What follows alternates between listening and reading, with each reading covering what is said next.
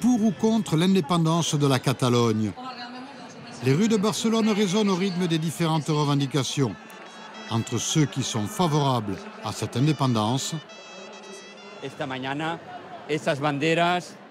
et ceux qui défendent l'unité de l'Espagne. Des manifestations et des contre-manifestations qui symbolisent une fracture réelle au sein de la société catalane.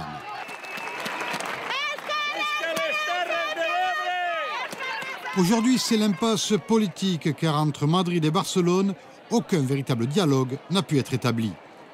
Les condamnations très lourdes des responsables indépendantistes politiques et associatifs et les réactions violentes des jeunes dans les rues à l'issue de ce procès n'ont fait qu'aggraver une situation déjà très tendue.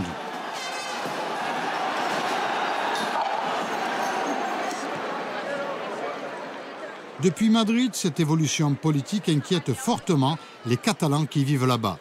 Ils sont environ 60 000.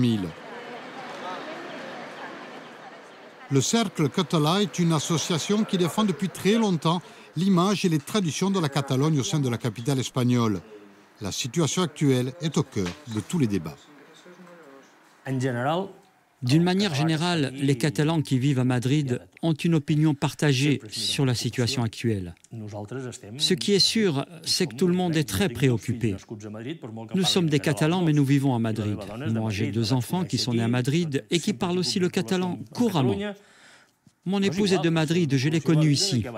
J'ai toujours fait des allers et retours en Catalogne. On se sent aussi bien dans notre statut de Catalan que dans celui de résident madrilène, mais c'est vrai que l'on est tous très préoccupés par ce qui arrive. Eric, après avoir obtenu son diplôme universitaire à Madrid, a créé cette entreprise de communication. Ancien de Podemos, le parti de la gauche radicale espagnole, il porte un regard différent sur la situation de la Catalogne.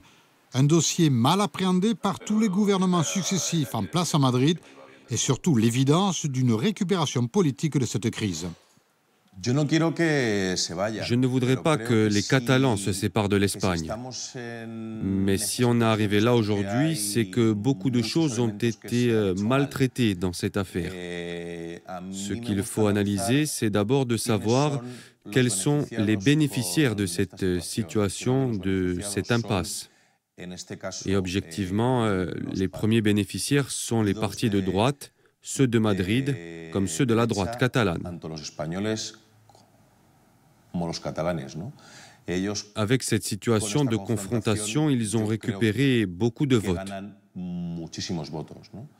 Ils ont basé toute leur campagne électorale sur ces affrontements, cette fracture au sein de la société catalane. Je ne crois pas que cela pourra s'arranger avant une génération ou 2.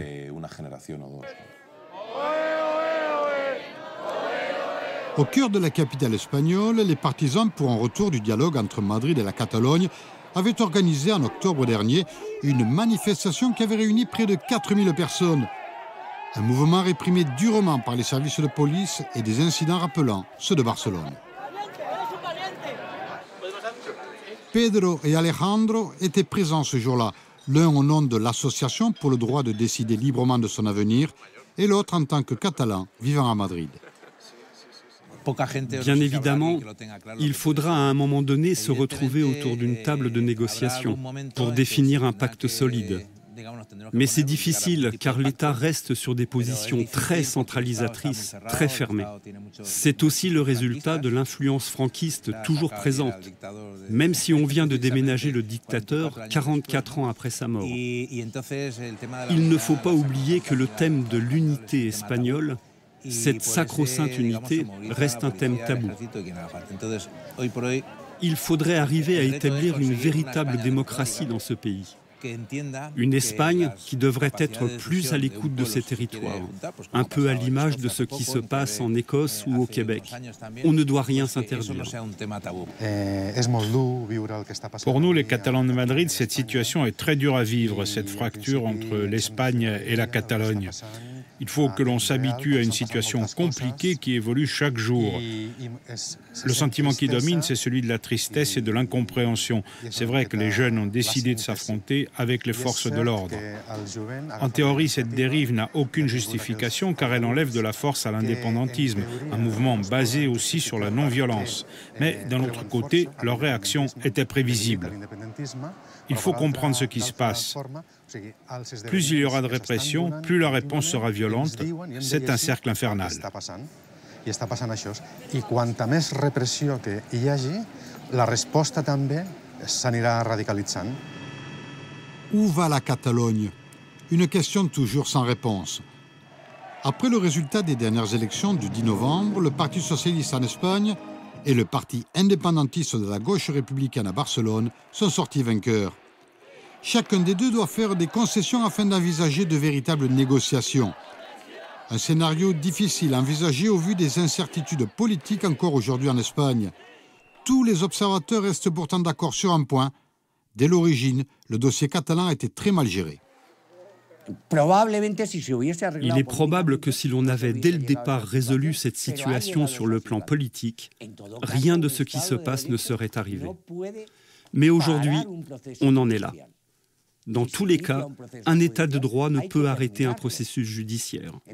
Quand un procès démarre, il faut le terminer. Politiquement, cela finira par s'arranger, quand la situation se sera apaisée. Il ne peut pas y avoir d'incendie, d'affrontement ou de tumulte. On peut résoudre ce conflit politiquement. Comment?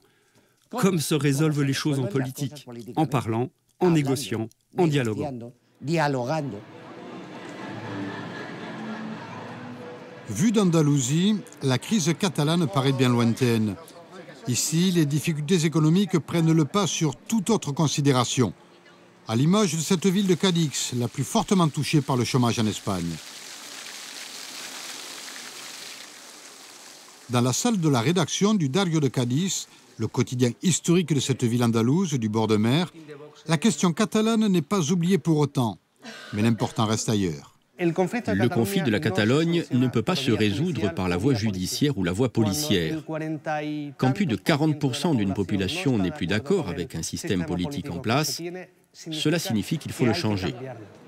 Ce que l'on ressent aussi en Andalousie, c'est que nous connaissons des problèmes plus importants que ceux liés à la situation de la Catalogne. Ici, nous avons un niveau de chômage très important.